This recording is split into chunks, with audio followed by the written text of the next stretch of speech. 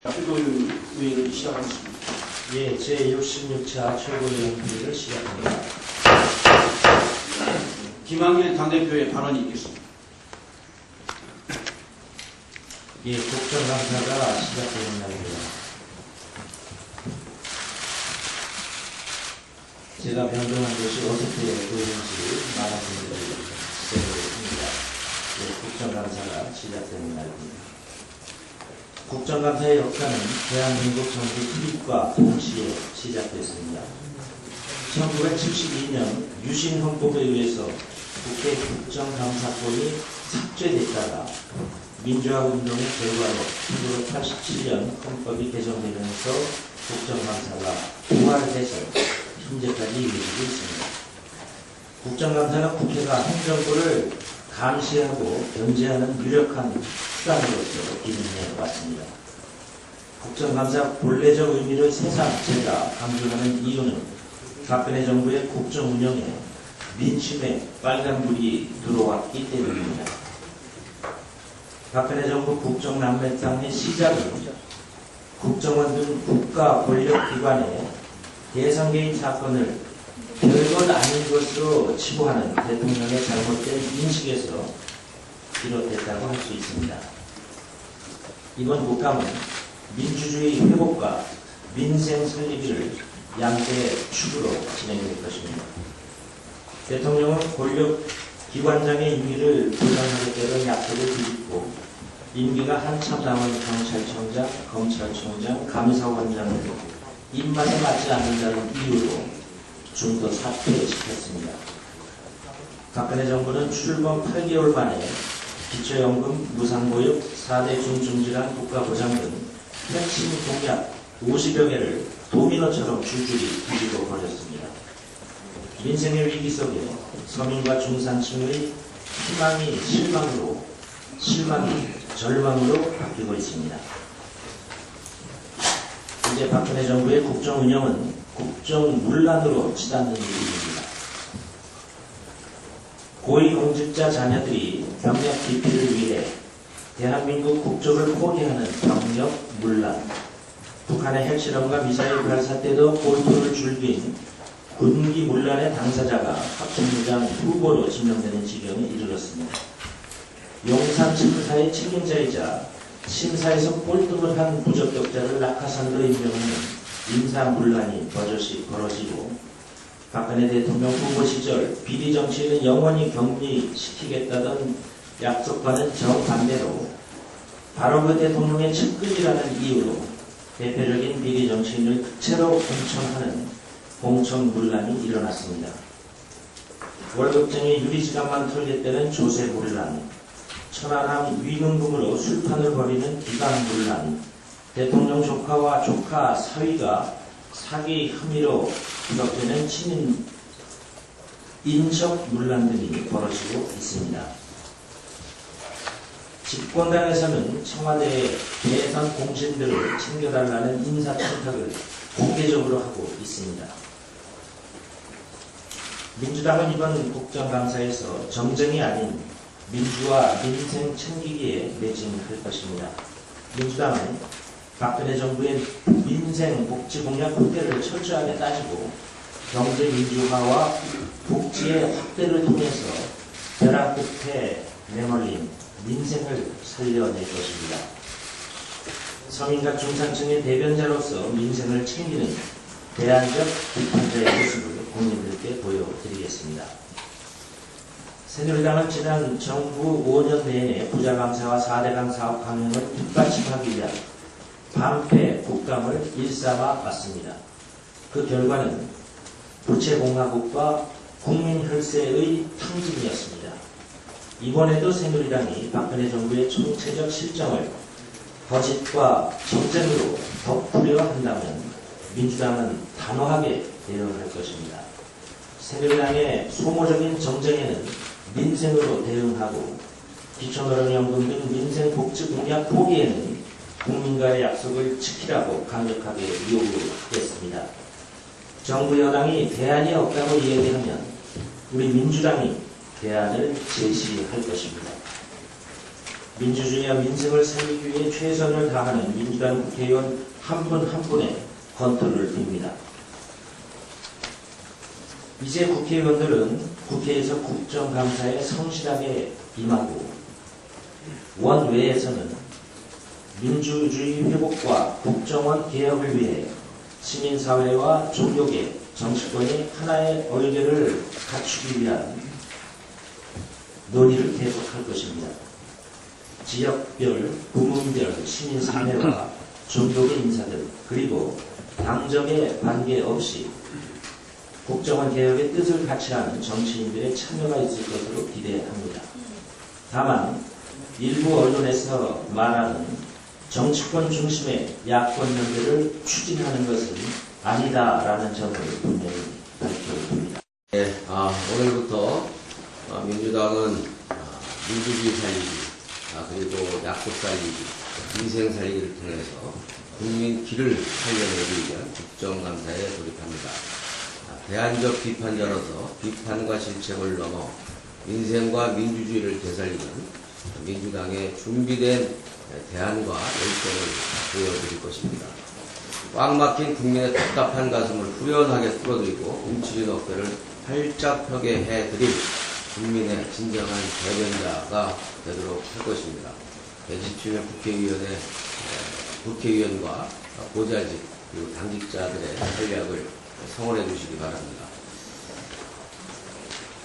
당장 오늘부터 국감이 시작되는데도 새누리당의 방해로 교육문화체육관광위원회가 주민채택을 못하고 있습니다.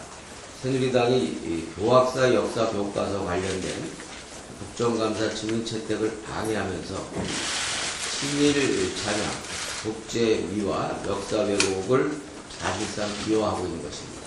새누리당에게 묻지 않을 수가 없습니다. 새누리당은 친일을 찬양하고 독재를 미화하는 정당인가 묻지 않을 수 없습니다. 이와 같이 관련 주민들을 저지하고 막고 비호하는 것은 친일 찬양을 비호하고 독재 미화를 보호하는 것이다 라는 말을 아니할 수 없습니다. 국회가 증인을 채택하지 못한다면 어떻게 사실관계를 확인하고 문제를 해결할 수 있겠습니까? 새누리당은 즉각 증인 채택에 응해야 할 것입니다. 계속 증인 채택을 막는다면 그것은 친일을 찬양하고 독재를 미화하는 정당으로서 국민적 지탄을 면키 어려울 것이다 라고 경고합니다. 민생을 살리고 민주주의를 살리고 약속을 살리는 국감, 민주당은 본신의 노력을 다할 것입니다. 국감 첫날부터 우리 당 의원들의 활약이 뜨겁습니다. 정무위 강기정 의원은 국가보훈처가 박승춘 처장의 지휘로 대통령 선거를 앞둔 지난 5월부터 11월까지 박 전 대통령을 미화하고 민주진보 세력을 전국 좌파로 매도하는 내용의 안보교육의 효과를 밝혀냈습니다. 왜 새누리당이 친일 찬양 독재 미화 관련 증인들을 거부하고 있는지 이유가 대충은 나오는 것 같습니다. 외통위 우상호 의원은 이명박 정부 말에 민감한 외교문서 수만 건이 직권 파기된 사실을 밝혀냈습니다. 보건복지부의 이현주, 김영희 의원은 기초연금과 국민연금 연계가 부적절하다는 보건복지부의 보고를 청와대가 무시했음을 드러냈습니다. 정무위 민병두 의원은 박근혜 정부 공약이 50개가 파기, 미이행, 축소된 사실을 꼼꼼한 데이터 분석을 통해서 밝혀냈습니다. 국정 난맥상이 약속 불이행 때문인 것을 사실상 실증적으로 보여주었습니다. 산업위의 우윤근 의원은 원전 안전장치 시험 성적 조작이 민간 기업에 이어서 공공기관에서도 이루어진 사실을 밝혀내서 상당한 파장이 예고되고 있습니다. 환노위 은수미 의원은 녹취록 공개를 통해서 삼성 불법 파전에 대한 무혐의가 고용부에 윗선 개입이 있었다라는 의혹을 밝혀냈습니다. 농해수의 김은남 의원은 공기업 비위 채용, 보건복지위의 남윤인숙 의원은 체중조절 식품의 부작용을, 또 교문위의 박홍근 의원은 학교에서 활동 중인 다친 학생 4분의 1이 치료비가 없다는 사실을 면밀하고 치밀한 준비를 통해서 발표했습니다.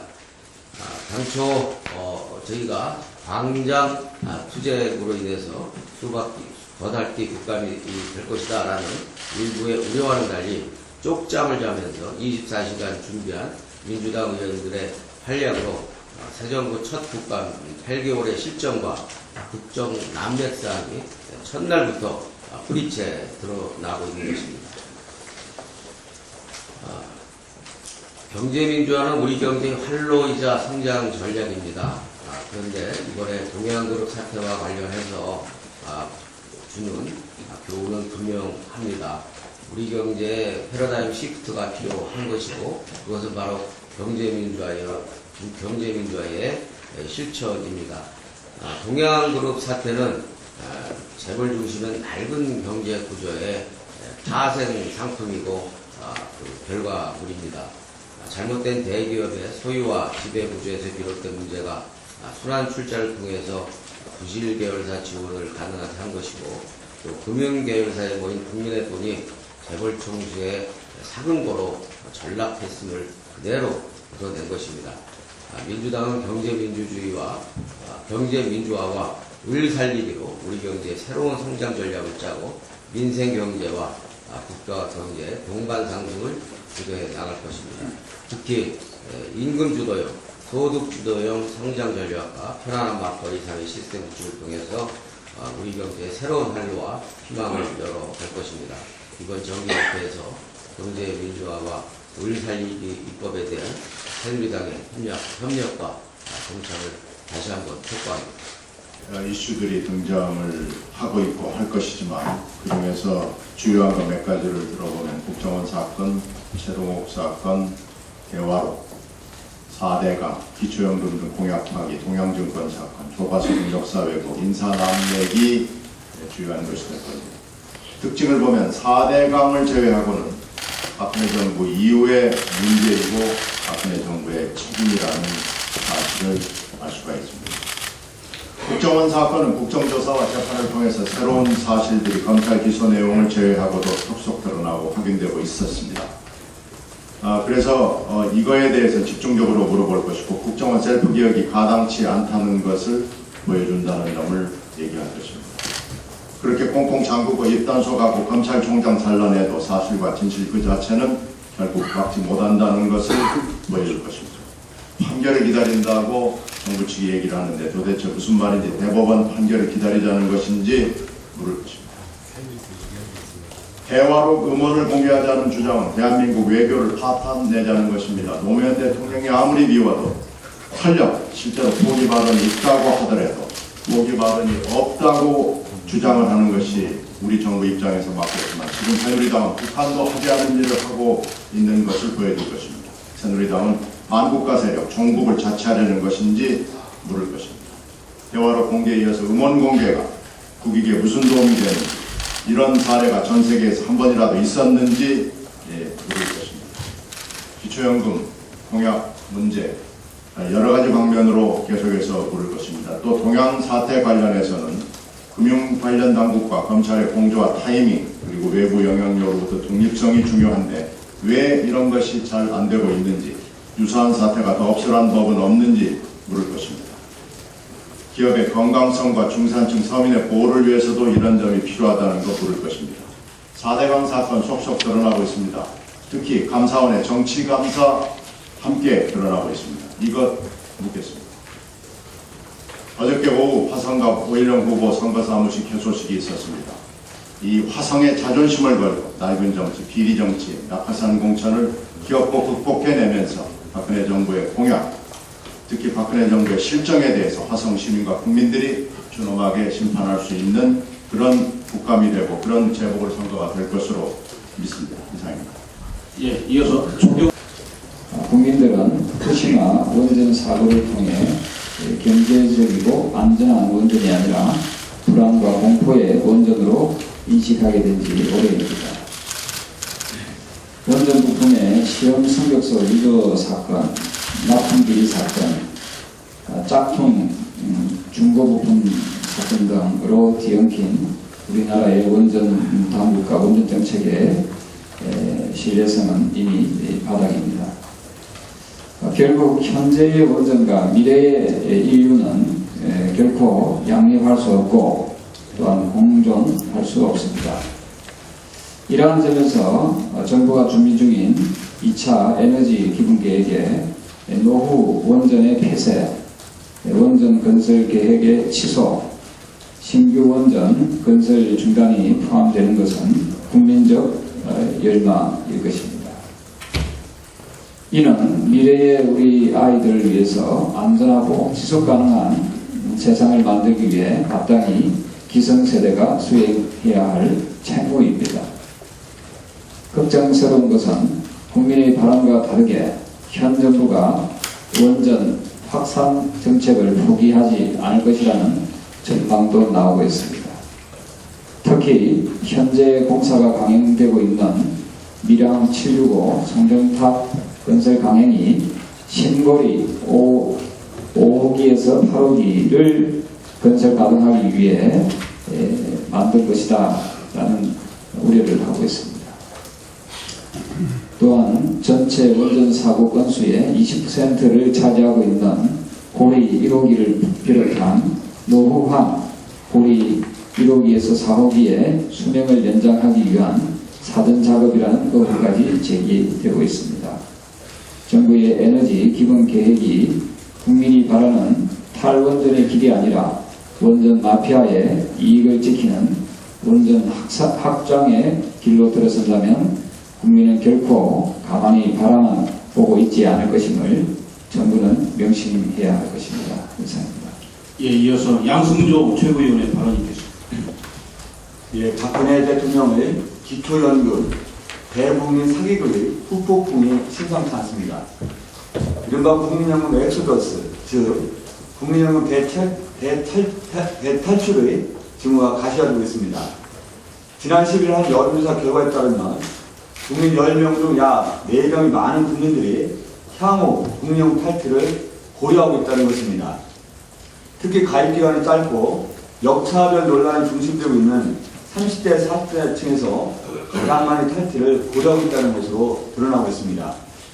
실제로 국민연금 이민 가입자 수는 지난해 10월 20만 9,083명으로 최고 정점을 찍은 후 인수위 기초연금 글자를 발표한 이후부터는 탈퇴 확산 기류로 8월에는 18만 8,622명으로 줄어들었습니다. 탈취자의 73.6%를 차지하는 40대, 50대 세대층 중심으로 이 기간 동안 10명 중 1명 이상이 본인 스스로 국민연금을 탈퇴했다는 얘기입니다. 이것도 기초연금과 국민연금의 연계 방침이 발표되기 전 상황이고 발표 이후에는 하루 평균 365명이 탈퇴하고 있다니 앞으로 얼마나 더 빠져나갈지 예측조차 어렵습니다. 이대로 방치했다간 복지 재정과 노인민군 방지 최후 안전판인 국민연금 시스템의 자체 분리를 경고하는 목소리가 여기저기서 터져나오겠습니다.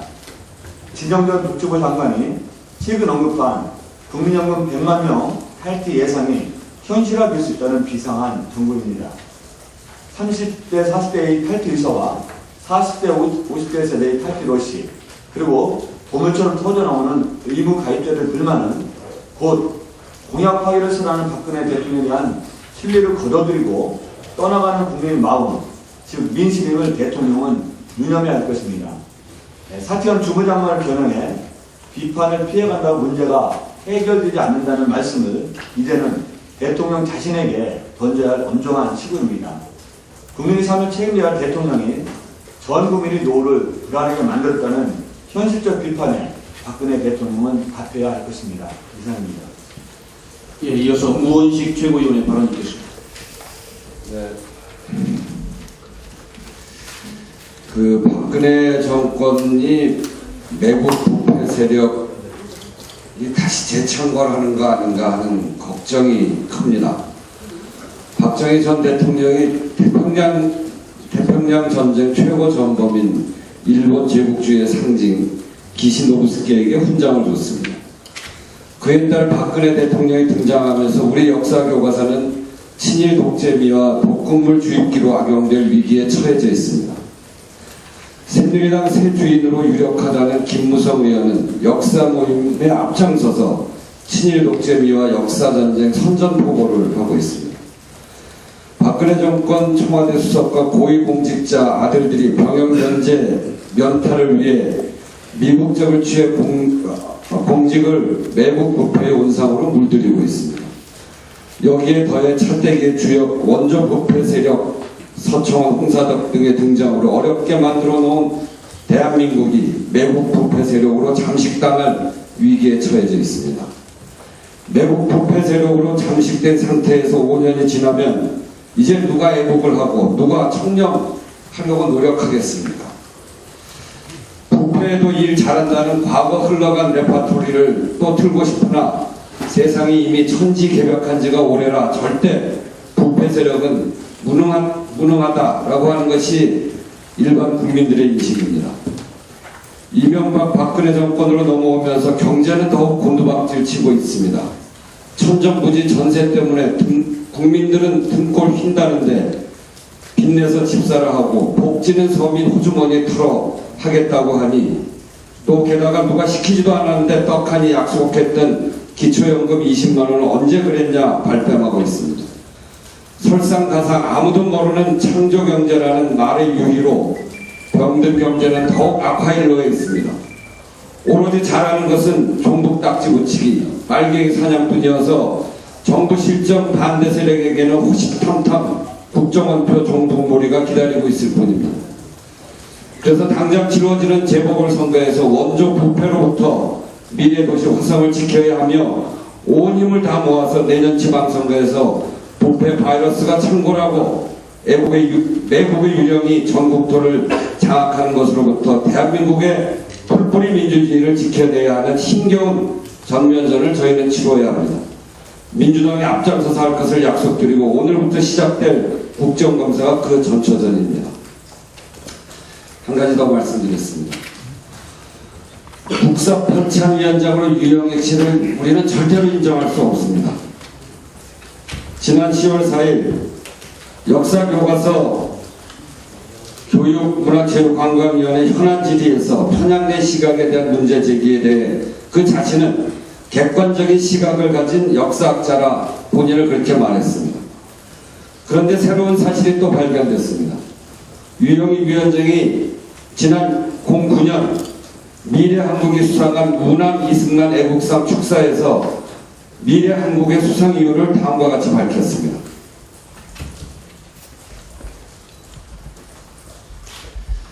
미래한국이라는 잡지가 우남 이승만 애국상의 수상자로 뽑힌 까닭은 다음과 같은 5가지로 돋보이는 업적을 쌓았기 때문입니다. 그렇게 말하면서 첫째는 이건 유영익 씨의 축사입니다. 미래한국지는 김대중 노무현 대통령 집권기에 정부가 추구한 친북 반미 정책의 부당성을 다른 어느 언론 매체보다도 더 과감하고 예리하게 비판함으로써 10년간 지속되었던 이른바 좌파 정권을 퇴진시키는데 발굴에 기여를 했습니다. 그것이 첫 번째 이유고, 5번째 이유는 미래한국지는 4.19 이래 집권한 역대 정부의 무책임한 교육정책으로 인하여 허술하게 제작된 국사교과서의 오류와 맹점들, 특히 이승만 대통령의 업적을 비하하고 대한민국의 정통성을 부정하는 내용을 신랄하게 비판함으로써 현재 집권한 이명박 대통령 정부로 하여금 드디어 국사교과서의 편집 방향을 대폭 수정하게 만드는 성과를 거두었습니다. 이렇게 이야기한 분입니다. 도대체 여기서 김대중 노무현 정부를 친북 반미 정부로 규정하였는데 그 근거가 뭔지 대답해야 합니다. 구체적으로 사례를 적시해 보십시오. 그리고 그동안 우리들이 배워온 역사교과서가 대한민국의 정통성을 부정하고 있다고 하는데 무엇이 정통성을 부정하고 있는지, 유영익 위원장이 말하는 정통성은 무엇인지 그것에 대해서 명확하게 말해야 합니다. 이렇게 한쪽으로 지나치게 편향되고 경도된 사람이 국사편찬위원장으로 있다는 것은 앞으로 배우는 우리 아이들의 역사관을 크게 해칠 우려가 있습니다. 그래서 즉각 국사편찬위원장에서 사퇴하십시오. 친일 독재 교과서 조학사 역사교과서 관련 증인을 새누리당이 맡고 있는 이유 역시 유영희 위원장과 같은 극단적 편향 인식이 국민 앞에 드러나는 것을 막기 위한 발버둥으로 보입니다. 손바닥으로 하늘 가리기 그만하고 교육문화체육관광위원회에서 민주당 측의 증인 요구를 즉각 수용해야 합니다. 이상입니다. 예, 이어서 박혜자 최고위원의 발언 듣겠습니다. 네, 박근혜 정부에서 전국 교직원 노동조합의 법의 노조와 분침을 통보한 바가 있습니다. 이에 대해서 국제노동기구 등 국제사회의 비판이 잇따르고 있는데요. 최근에는 OECD 자문기구인 노조자문위원회와 세계교원단체 총연합회가 청와대 전교조 취소는 OECD에 가입 당시에 약속을 어기는 것으로 매우 심각한 퇴보라는 그러한 유감의 서한을 보내왔다라고 합니다. 국제적인 망신이 아닐 수 없습니다. 이러다가 자칫 대한민국이 OECD가 선정하는 특별 노동감시국으로 또다시 전락하는 것은 아닌지 정말 걱정이 됩니다. 요즘은 모든 분야에서 소위 글로벌 스탠드라고 하는 것이 글로벌 스탠다드라고 하는 것이 강조되고 있는데요. 해직교사의 조합원 자격을 문제 삼아서 전교조를 법인 노조화하겠다라고 하는 것은 노동 분야에 있어서의 글로벌 스탠다드에 역행되는 것입니다. 박근혜 정부는 노동 분야에서도 글로벌 스탠다드를 지킬 것을 촉구합니다. 네, 이상입니다.